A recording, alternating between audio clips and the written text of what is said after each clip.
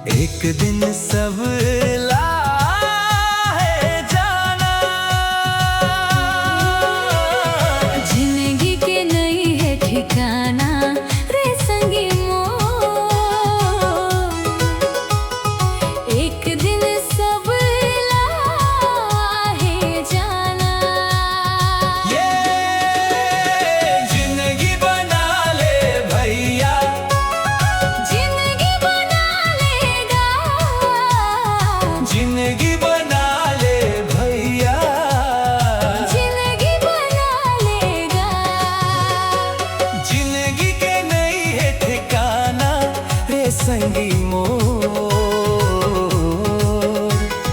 एक दिन सब लाहे जाना, जिंदगी के नहीं है ठिकाना रे संगी मोर। एक दिन सब लाहे जाना।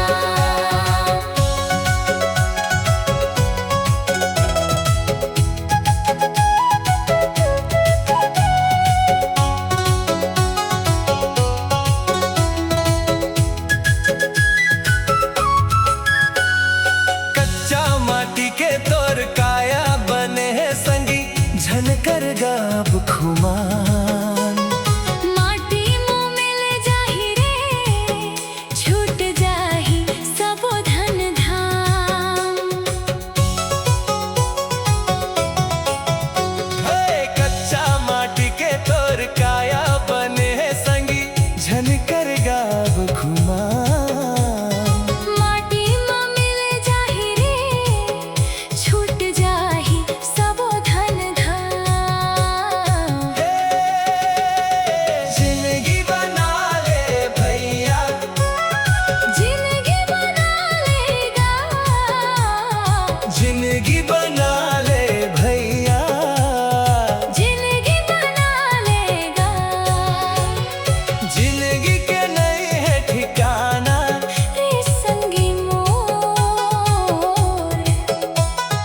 एक दिन सब लाहे जाना,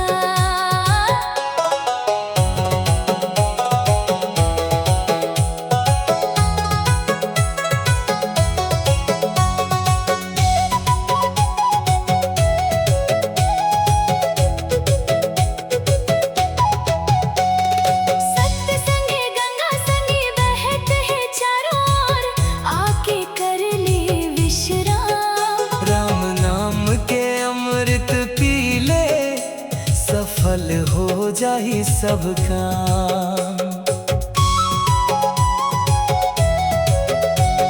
सत्य संगे गंगा संगे बहते हैं चारों ओर, आके कर ले विश्राम। राम नाम के अमृत पी ले, सफल हो जाए सब काम। ये जिंदगी बना ले भैया, जिंदगी बना लेगा, जिंदगी बना ले भैया, जिंदगी बना लेगा।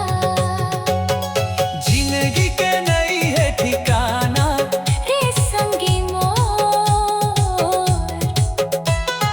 एक दिन सब लाहे जाना, जिंदगी के नहीं है ठिकाना रे संगी मोर।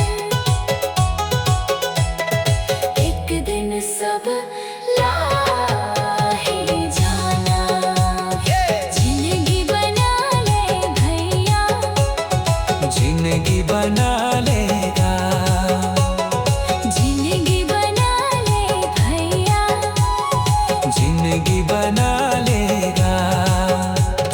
जिंदगी के नहीं है ठिकाना रे संगी मोर। एक दिन सब लाहे जाना, जिंदगी के नहीं है ठिकाना रे संगी मोर। एक दिन